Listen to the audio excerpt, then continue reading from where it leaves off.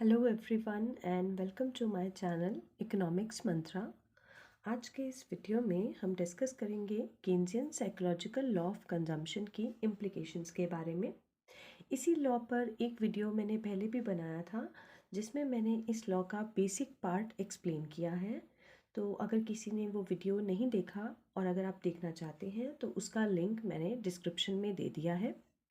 तो चलिए स्टार्ट करते हैं implications of Keynesian psychological law of consumption.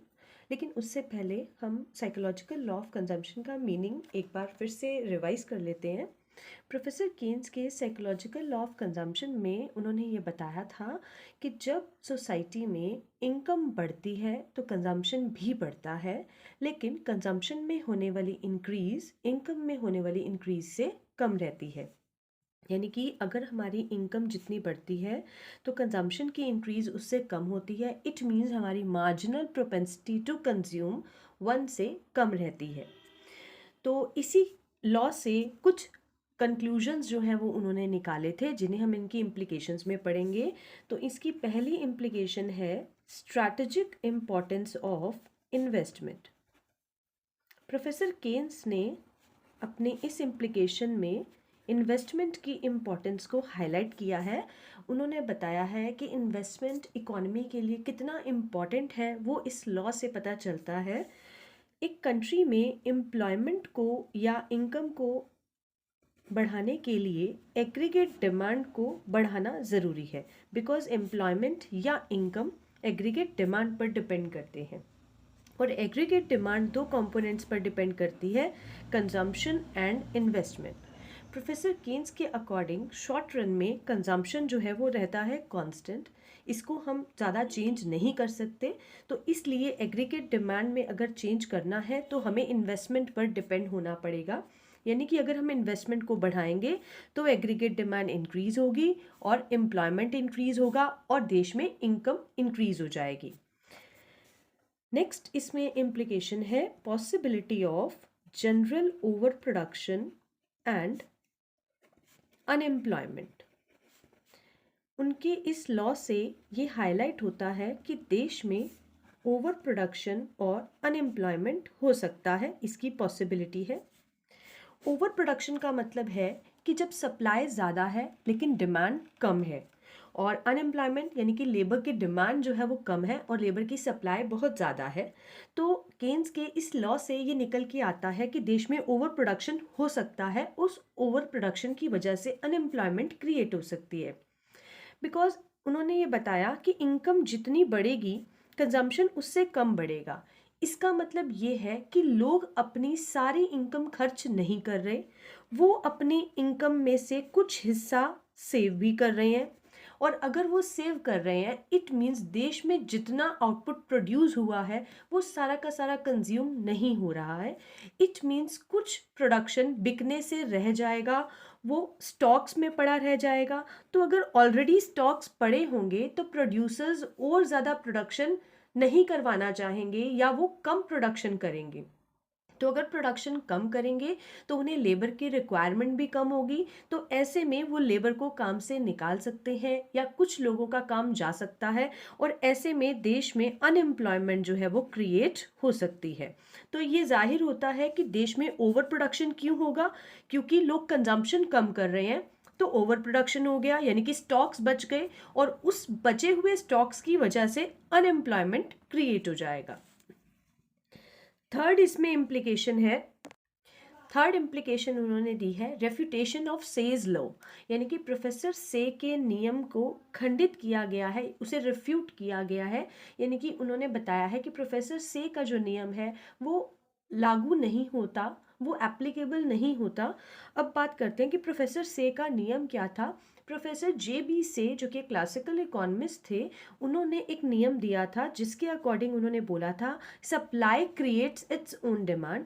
यानी कि मार्केट में जितनी सप्लाई आएगी वो सारी की सारी डिमांड हो जाएगी, यानी कि सप्लाई और डिमांड हमेशा इक्वल रहेंगे।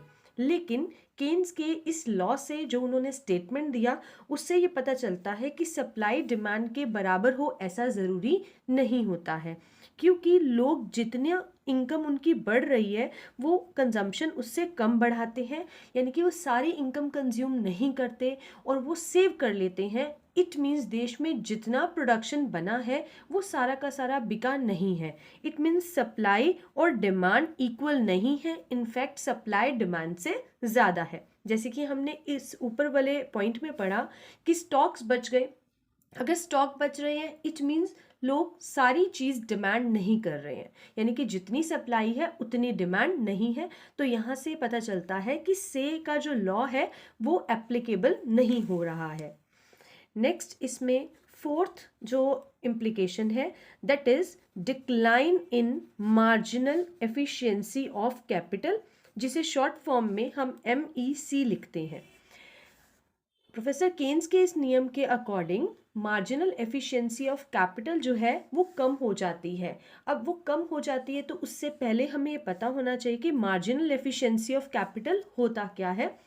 कैपिटल की एक एक्स्ट्रा यूनिट लगाने से जो हमें उससे एफिशिएंसी मिलती है, यानी कि कैपिटल की अगर हम एक एक्स्ट्रा यूनिट लगाते हैं तो वो हमें जितना अर्न करके देगी उसे हम मार्जिनल एफिशिएंसी ऑफ कैपिटल कहते हैं।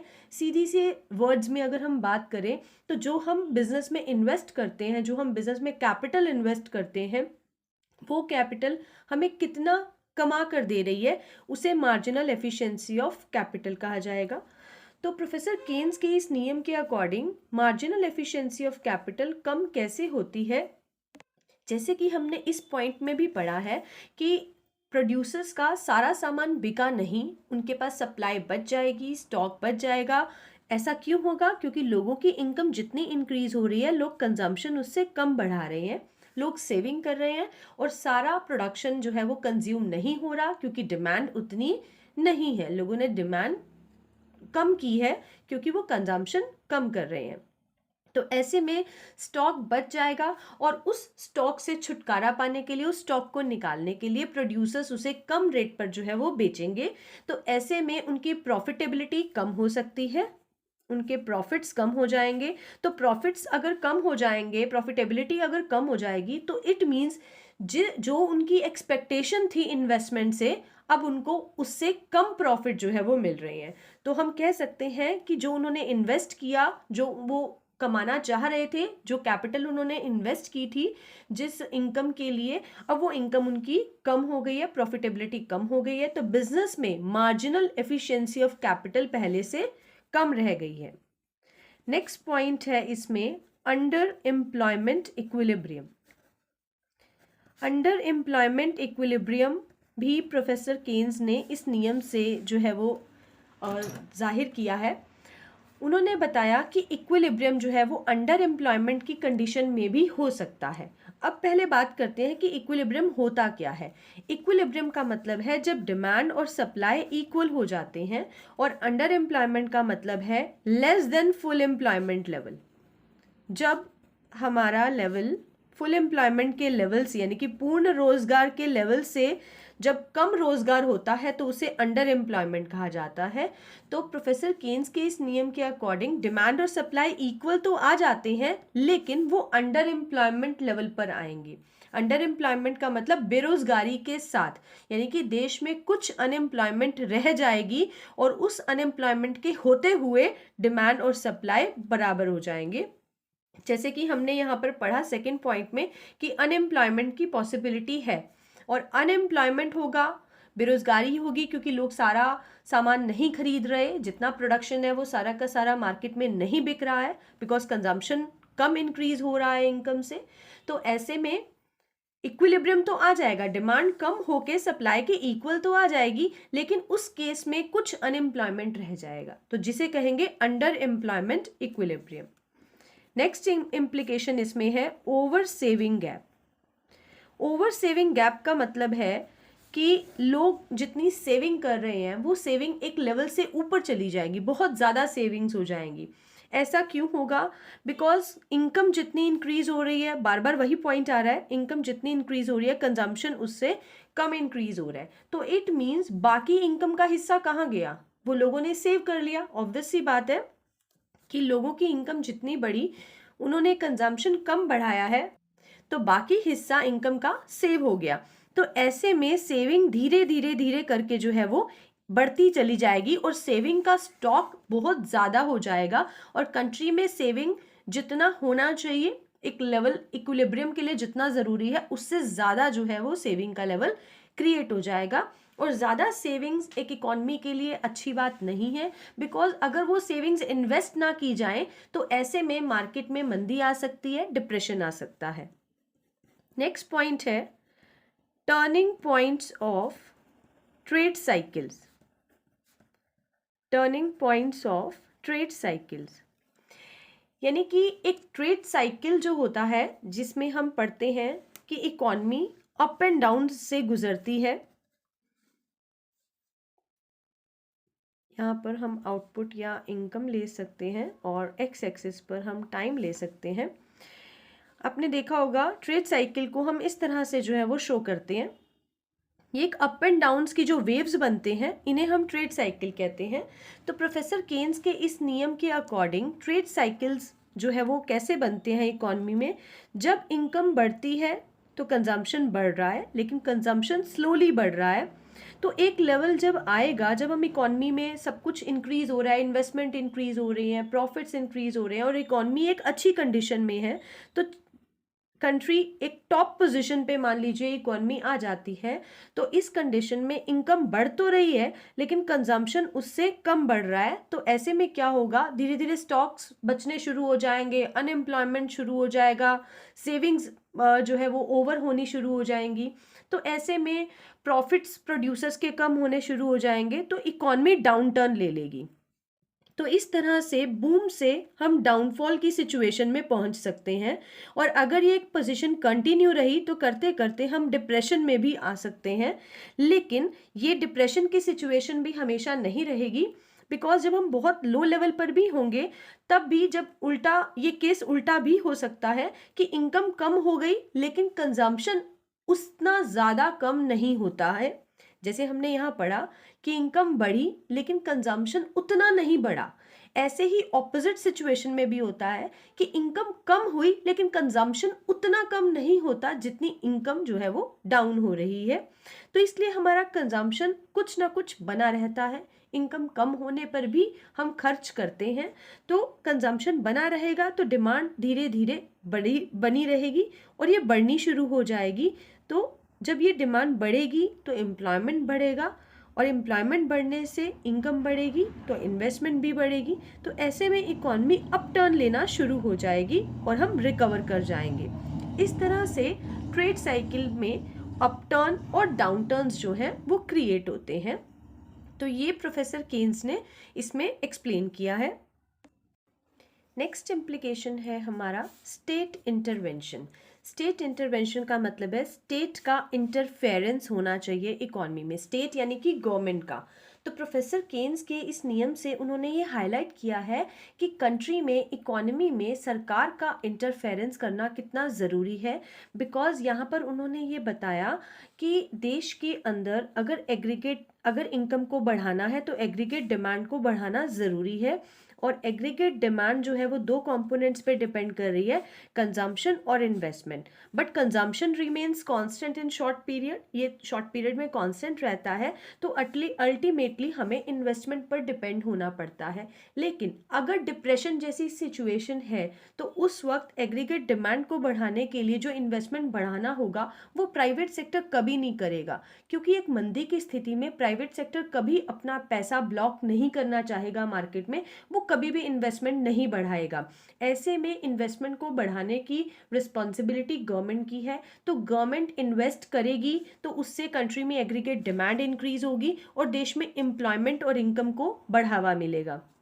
तो इसलिए प्रोफेसर केन्स ने हाईलाइट किया है कि गवर्नमेंट की इंटरफेरेंस जो है वो इकॉनमी में होनी चाहिए। नेक्स्ट है unique process of income generation. उन्होंने ये बताया कि कंट्री में इनकम जो जनरेट होती है उसका एक प्रोसेस है जो एक बड़ा ही यूनिक प्रोसेस है। उन्होंने इसमें बताया है कि जब इन्वेस्टमेंट बढ़ता है तो इनकम बढ़ती है, लेकिन इन्वेस्टमेंट जितना इंक्रीज होता है इनकम उससे कई गुना इंक्रीज होती है। इनकम जितने गुना इंक्रीज होगी वो मल्टीप्लायर पर डिपेंड करता है। मल्टीप्लायर को हम के से लिखते हैं, इसकी वैल्यू होती है 1/1 माइनस MPC। मल्टीप्लायर की वैल्यू MPC पर यानी कि मार्जिनल प्रोपेंसिटी टू कंज्यूम पर डिपेंड करती है। अगर marginal propensity to consume higher होगी तो मल्टीप्लायर की वैल्यू भी हायर होगी और इकॉनमी में इनकम भी बहुत ज़्यादा बढ़ेगी। लेकिन अगर MPC की वैल्यू कम होगी तो मल्टीप्लायर की वैल्यू भी कम रहेगी और इनकम स्लो रेट से बढ़ेगी। प्रोफेसर केन्स के इस नियम में उन्होंने बताया कि MPC की वैल्यू जो है वो 0 और 1 के बीच में रहती है। तो अगर ये 1 से कम है, अगर MPC की वैल्यू 0 से 1 के बीच में यानी कि यूनिटी, इट मीन्स 1 से अगर कम है तो इनकम बढ़ेगी तो सही, लेकिन बहुत ज़्यादा नहीं बढ़ पाएगी। मल्टीपल टाइम्स बढ़ने के बाद एक लेवल पर ये थोड़ा स्लो हो जाएगी। लेकिन अगर MPC की वैल्यू 1 के बराबर हो जाए तो इनकम बहुत तेज़ी से आगे जा सकती है और वो इकॉनमी को एक बहुत राइज पर जो है वो लेकर जा सकती है। सो ये थी साइकोलॉजिकल लॉ ऑफ कंजम्पशन की इम्प्लीकेशंस। और अगर आपको ये वीडियो अच्छा लगे तो प्लीज़ इसे लाइक और शेयर ज़रूर कीजिएगा। Thank you.